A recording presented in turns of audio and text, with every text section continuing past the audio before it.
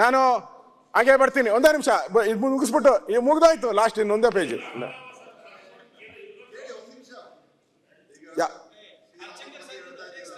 ಓ ಹೌದಾ, ಬ್ರಾಹ್ಮಣರು ಪರಶುರಾಮ ಅರ್ಧಕ್ಕೇನೆ ನಿಲ್ಲಿಸ್ಬಿಟ್ಟು ಭುಜ ಇಲ್ಲ, ತಲೆ ಇಲ್ಲ, ಏನಿಲ್ಲ. ಆಯ್ತು, ತನಿಖೆ ನಾವೇನು ಅದಕ್ಕೇನು ಎದರಲ್ಲ, ಏನ್ ಬೇಕೋ ಮಾಡಿ. ಅನ್ಯಾಯ ಯಾರು ಮಾಡಿಲ್ಲ. ಆಯ್ತು, ತನಿಖೆ ಮಾಡಿ, ಅದ್ರಲ್ಲಿ ಯಾವ ಭ್ರಷ್ಟಾಚಾರ ತನಿಖೆ ಮಾಡಿ. ನಾವು ಅದಕ್ಕೆಲ್ಲ ಎದರಲ್ಲ. ಇದು ನಿಜವಾಗ್ಲೂ ನೀವು ದ್ವೇಷದ ರಾಜಕಾರಣ ಮಾಡ್ತೀರಾ ಅಂದ್ರೆ ನಮ್ದು ಸಂಬಂಧ ಇಲ್ಲ. ನೀವು ಮಾಡಿ, ಮುಕ್ತಾಯನ ಮಾಡಕ್ಕಾಗ್ದೇನೆ ನಾಚಿಕೆಗೇಡಿನ ಸಂಗತಿ ಮನೆ ಅಧ್ಯಕ್ಷ. ಪರಶುರಾಮ ಯಾರ ಕ್ಷೇತ್ರ ಅದು? ಯಾರು ಮಾಡಿದ್ರು ಅದು? ನಾನು ಸ್ವಾಗತ ಮಾಡ್ತೇನೆ. ಈ ರೀತಿ ಅವಮಾನ ನಾನು ಸ್ವಾಗತ ಮಾಡ್ತೇನೆ. ನೋಡಿ, ಚರ್ಚೆ ಮಾಡಕ್ ತಯಾರಿದ್ದೀರಿ ಅಂದ್ರೆ ನಾನು ಚರ್ಚೆ ಮಾಡಕ್ ತಯಾರಿದ್ದೀನಿ. ವಸ್ತುಸ್ಥಿತಿ ಈಗ ನಿಮ್ದೇ ಸರ್ಕಾರ ಏನ್ ಮಾಡಿದ್ರಿ? ಎನ್ಕ್ವೈರಿ ಸಿದ್ಧ ಇದೆಯಲ್ಲ, ನಿಮಗೆ ಎನ್ಕ್ವೈರಿ ಮೇಲೆ ನಂಬಿಕೆ ಇಲ್ವಾ? ನೀವು ಎನ್ಕ್ವೈರಿ ಕೊಟ್ಟ ನಂತರ ಚರ್ಚೆ ಮಾಡ್ಲಿಕ್ಕೆ ತಯಾರಿದ್ದೀರಾ? ಚರ್ಚೆ ಮಾಡ್ಲಿಕ್ಕೆ ನಾನು ತಯಾರಿ. ಟೈಮ್ ಆಯ್ತಪ್ಪ, ನೀವು ಉತ್ತರ ಹೇಳ್ಬೇಕು. ಅರ್ಧಂಬರ್ಧ ಮಾತಾಡಬಾರ್ದು. ಚರ್ಚೆ ಆರಾಧನೆ ಯೋಜನೆ ಶುರುವಾಗಿದ್ದೆ ಕಾಂಗ್ರೆಸ್ ಸರ್ಕಾರ ಇದ್ದಾಗ, ಬಂಗಾರಪ್ಪನವ್ರು ಮುಖ್ಯಮಂತ್ರಿ ಆಗಿದ್ದಾಗ. ಆಯ್ತಾ? ಅಲ್ಲಿವರೆಗೂ ಆರಾಧನೆ ಯೋಜನೆ ಇರಲಿಲ್ಲ. ಅವಾಗ ನಾವು ಶುರು ಮಾಡ್ಲಿಲ್ವಾ? ಅವಾಗೇನು ನಾವು ಓಟ್ಗೋಸ್ಕರ ಮಾಡಿದ್ವಾ? ಅದು ತಸ್ತೀಕಲ್ಲಿ ಇವತ್ತು ಮತ್ತು ನಮ್ಮ ಮುಜರಾಯಿ ಮಿನಿಸ್ಟರ್ ಇದ್ದಾರೆ, ಇಲ್ಲಿ ಅರ್ಚಕರಿಗೆಲ್ಲ ಸಹಾಯ ಮಾಡ್ತಕ್ಕಂಥದ್ದಕ್ಕೆ ಕ್ರಮ ತಗೊಂಡಿದ್ದಾರೆ. ಅವ್ರಿಗೆ ಬದುಕಿನಲ್ಲಿ ಅವರಿಗೆ ಭದ್ರತೆ ಕೊಡುವಂತ ಕ್ರಮ ತಗೊಂಡಿರ್ತಕ್ಕಂಥದ್ದು, ದೊಡ್ಡ ಹೆಜ್ಜೆ ಇಟ್ಟಿರ್ತಕ್ಕಂಥದ್ದು ನಮ್ಮ ರಾಮಲಿಂಗಾರೆಡ್ಡಿರವರು. ಅರ್ಚಕರ ಪರವಾಗಿ ಆ ತೀರ್ಮಾನ ತಗೊಳ್ಬೇಕಾದ್ರೆ ನಮ್ಗೇನು ಅದು ಹಿಂದೂ ಧರ್ಮದ ಬಗ್ಗೆ ಭಕ್ತಿ ಇಲ್ವಾ?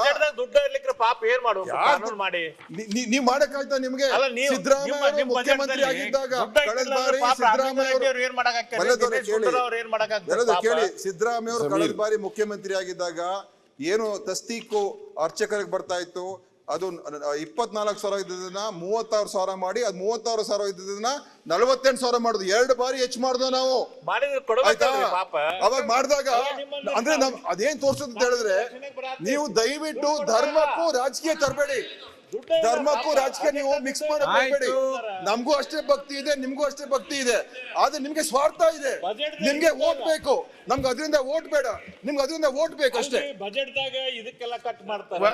ಒಪ್ಪಿಗೆ ಕೊಡ್ಲಿಕ್ಕೆ ಮುಖ್ಯಮಂತ್ರಿಗಳು ಒಪ್ಪಿಗೆ ಕೊಡ್ಲಿಕ್ಕೆ ಯಾರಿಗೆ ಓಟ್ ಬೇಕಾ, ಯಾರಿಗೆ ಏನು ಬೇಕು? ಸನ್ಮಾನ್ಯ ಅಧ್ಯಕ್ಷರೇ, ಈಗ ಒಪ್ಪಿಗೆ ಕೊಡಬಾರ್ದಂತ ಏನಾದ್ರು ಇದೆಯೇನಪ್ಪ?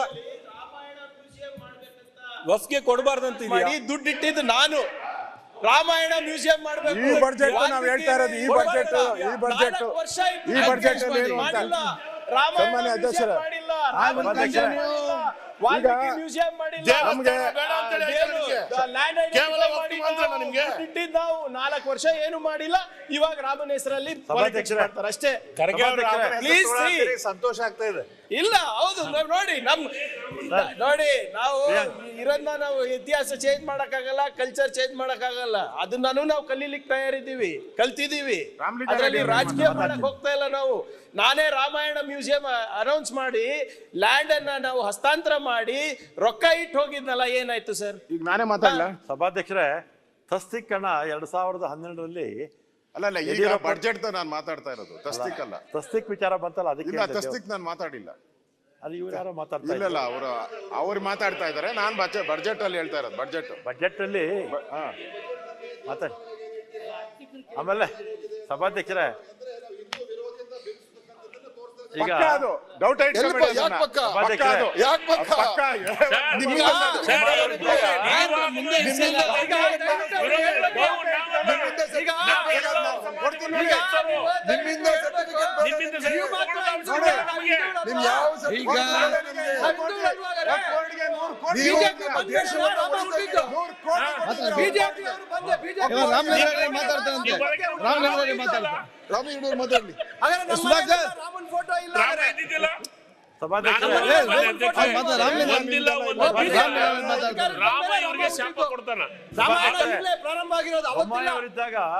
ರಾಮಲಿಂಗರಾಜ್ 600 ಕೋಟಿ ದೇವಸ್ಥಾನಗಳಿಗೆ ಮಠಗಳಿಗೆ ಅಂತ ಸ್ಯಾಂಕ್ಷನ್ ಮಾಡಿದ್ರು. 1 ಪೈಸಾ ಹಣನೂ ಬಿಡುಗಡೆ ಮಾಡಲಿಲ್ಲ. ನಾನು ಹೇಳ್ತೀನಿ ನೋಡಿ, 600 ಕೋಟಿ. ಆಮೇಲೆ 485 ಕೋಟಿ ಒಂದು ಮಾಡಿದ್ದಾರೆ. ಅದರಲ್ಲಿ ಅರ್ಧ ದುಡ್ಡು ಬಿಡುಗಡೆ ಮಾಡಿದ್ರೆ ಇನ್ನು ಅರ್ಧ ದುಡ್ಡು ಬಿಡುಗಡೆ ಮಾಡಿಲ್ಲ. ನೀವು ಅದನ್ನು ಮಾಡಿಲ್ಲ, ಸೊನ್ನೆ ಮಾಡಿದಿರಲ್ಲ, ಏನೂ ಇಲ್ಲಲ್ಲ. ಅರ್ಧ ಬಿಡುಗಡೆ ಮಾಡಿದ್ದು ಇನ್ನು ಆದೇಶ ಆಯ್ತು, ಒಂದು ಪೈಸಾ ಬಿಡುಗಡೆ ಆಗಿಲ್ಲ. ಇನ್ನು ಅರ್ಧ ಏನಕ್ಕೆ ನೀವು ಅರ್ಧ ಒಗ್ಗೂಡಿ ಕೊಟ್ಟಿರೋದು.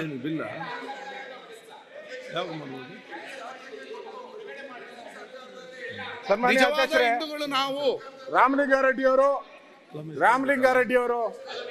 ಸನ್ಮಾನ್ಯ ರಾಮಲಿಂಗಾರೆಡ್ಡಿ ಅವರು ಹೇಳಿದ್ದಾರೆ, ಬೊಮ್ಮಾಯಿ ಅವರು 600 ಕೋಟಿ ಅಶೋಕ್ ಅವರೇ, ಆರ್- ಹಿಂದಿನ ಅಲ್ಲ, ಒಂದೇ- ಸರ್ಕಾರದಲ್ಲಿ ಅದು ಸ್ವಾಮೀಜಿ ಅವರೇ ಹೇಳಿದ್ರು, ರಾಮಲಿಂಗಾರೆಡ್ಡಿ ನಾವು ಅವ್ರು ಕಮಿಷನ್ ಮಾತಾಡ್ತಿದ್ದಾರೆ. ಕೊಡ್ಬೇಕಪ್ಪ ನಿಮ್ಮ ಅನುದಾನಕ್ಕೆ ಅಂತ ಹೇಳಿದ್ರು. ಮುಜರಾಯಿ ಸಚಿವರಾಗಿರೋ ನೀವು ಯಾಕೆ ಮಾತಾಡ್ತೀರಾ? ನಾವು ದುಡ್ಡು ಕೊಡ್ಬೇಕು, ಮುಜರಾಯಿ ನಿಮ್ಮ ಸಚಿವರ ಅನುದಾನ ನೀವು. ಕೊಟ್ಟಲ್ಲ, ಅದಕ್ಕೆ ಲಂಚ ಇಸ್ಕೊಂಡಿದ್ದೀರ ನೀವು ಸ್ವಾಮೀಜಿಗಳ ಹತ್ರ. ಹೌದು. ಅದಕ್ಕಿಂತ ತಲೆ ತಗ್ಗಿಸುವಂತ ವಿಚಾರ ಏನಿದೆ? ಯಾರು ಇಸ್ಕೊಂಡಿದ್ದಾರೆ ಗೊತ್ತಾಗಿದೆಯಲ್ಲ ಈಗ. 40% ಯಾರು ಹೇಳಿದ್ರು? ನಾವ ಹೇಳಿದ್ರಿ. ಅವ್ರು ಅದು ವಾಪಸ್ 40% ಅಂತ ನಾವು ಹೇಳಿದ್ರು. ಹೇಳಿದ್ರು. ಈಗ ನಾವು ಹಿಂದೂ ಈಗ ವಿರೋಧಿ ಆಗಿದ್ದಿದ್ರೆ ನಮ್ಮ ಪಾರ್ಟಿಯವರು ಏನು ಹೇಳಿಲ್ಲ, ಇವತ್ತು ಲಂಚ ನಮ್ಮ ಇಸ್ಕೊಂಡಿದ್ದಾರೆ ಅಂತ. ರಾಜ್ಯದ ನಿಮ್ಮ ಪಾರ್ಟಿ 40% ಹಾಸನದ ಅಧ್ಯಕ್ಷ ಶಿವರಾಮ್ ಅವರು ಹೇಳಿದ್ರು 50% ಲಂಚ ಇಸ್ಕೊಂತೀರ ಅಂತ. ಅವ್ರ ಮೇಲೆ ಕ್ರಮ ತೆಗೆದುಕೊಂಡ್ರೆ ನೀವು? ವೋಟ್ ಹಾಕಿರೋ ಹಿಂದೂ ವಿರೋಧಿಗಳು ಕ್ರಮ ತೆಗೆದುಕೊಂಡ್ರೆ ಅವ್ರ ಮೇಲೆ? ನಿಮ್ಮ ಏನಿಲ್ಲ ಪ್ರಕಾರ ಬಿಡಿ. ನಾವು ಹಿಂದೂ ವಿರೋಧಿ ಆದ್ರೆ ನಮಗೆ ವೋಟ್ ಹಾಕಿರೋರು ಕೂಡ ಹಿಂದೂ ವಿರೋಧಿ. ಸೊ ನಿಮ್ಮ ಪ್ರಕಾರ ಕರ್ನಾಟಕ ರಾಜ್ಯದ 42% ಜನ ಹಿಂದೂ ವಿರೋಧಿ.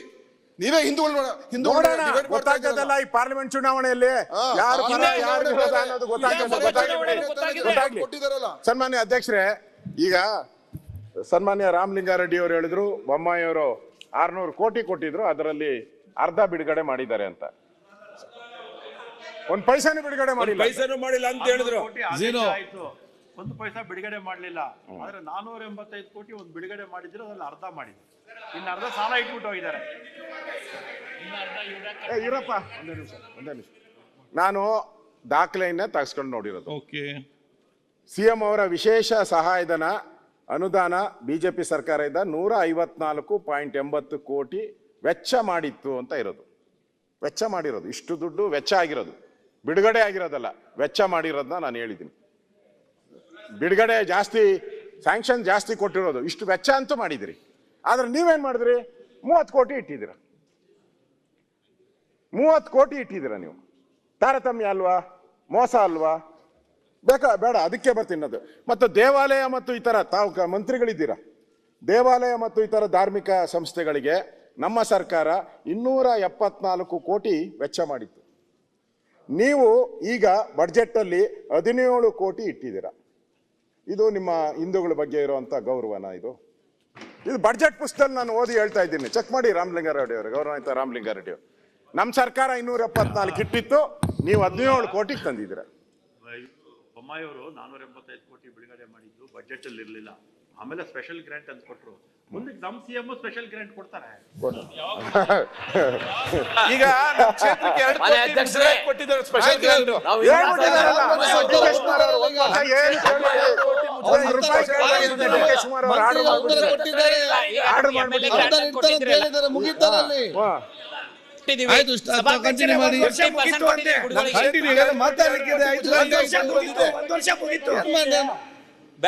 ಪ್ರತಿಪಕ್ಷ ನಾಯಕರೇ ಸ್ವಲ್ಪ ಬೇಗ ಮುಗಿಸಿ.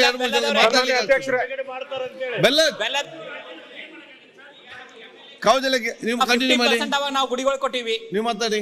ಸನ್ಮಾನ್ಯ ಅಧ್ಯಕ್ಷರೇ, ಹಾಗೆ ಬರ್ತಾ ಇದ್ರೆ ಹಿಂದೂ ರುದ್ರಭೂಮಿಗಳ ನಿರ್ವಹಣೆ ಮತ್ತು ಅಭಿವೃದ್ಧಿಗೆ ನಮ್ಮ ಸರ್ಕಾರ 24.7 ಕೋಟಿ ಖರ್ಚು ಮಾಡಿದ್ರಿ. 24.7 ಕೋಟಿ ವೆಚ್ಚ ಮಾಡಿತ್ತು. ಆದರೆ ನಮ್ಮ ಈಗ ಸಿದ್ದರಾಮಯ್ಯನವರ ಬಡ್ಜೆಟ್ಟಲ್ಲಿ 10 ಕೋಟಿ ಇಟ್ಟಿದ್ದೀರ. ವಕ್ಫ್ ಮಂಡಳಿಗೆ 100 ಕೋಟಿ ಬಿಡುಗಡೆ ಮಾಡಿದ್ದೀರ. ಈಗ ಹೇಳಿ ಯಾರು ಹೇಳಿ? ಈಗ ನೀವು ಸ್ಮಶಾನಕ್ಕೆ ಒಂದು ಊರಲ್ಲಿ, ಈಗ ಮೊನ್ನೆ ನಾನು ರೆವಿನ್ಯೂ ಮಿನಿಸ್ಟರ್ ಇದ್ದಾಗೂ ಕೂಡ ಹೈಕೋರ್ಟ್ ನಮಗೆ 4-5 ಸಾರಿ ಚೀಮಾರಿ ಹಾಕಿದ್ರು. ಪ್ರತಿ ಹಳ್ಳಿಯಲ್ಲೂ ಕೂಡ ಒಂದು ಸ್ಮಶಾನ ಇರಬೇಕು ಅಂತೇಳಿ 6 ತಿಂಗಳು ಟೈಮ್ ಕೊಡ್ತು.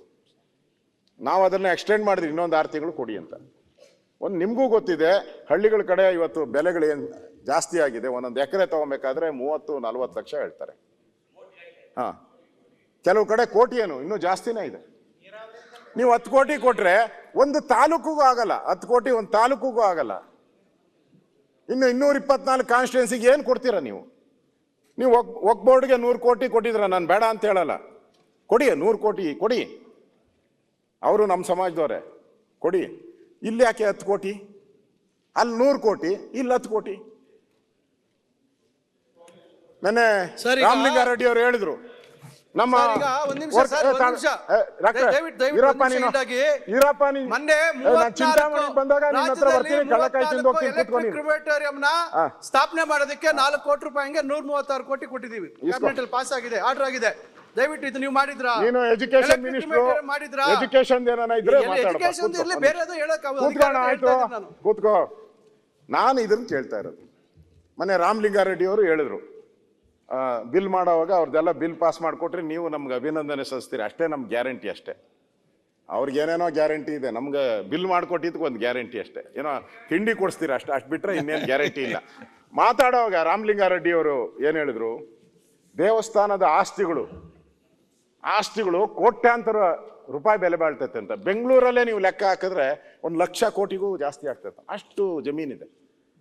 ಮೊನ್ನೆನೂ ಕೂಡ ವಿಧಾನಸಭೆಯಲ್ಲಿ ಚರ್ಚೆ ಆಯಿತು, ನಮ್ಮೂರಲ್ಲೇ ಯಾರಿಗೋ ಲೀಸ್ ಕೊಟ್ಬಿಟ್ಟಿದ್ರು ಹಿಂದೆ ಸರ್ಕಾರ ಇದ್ದಾಗ, ಬೇರೆ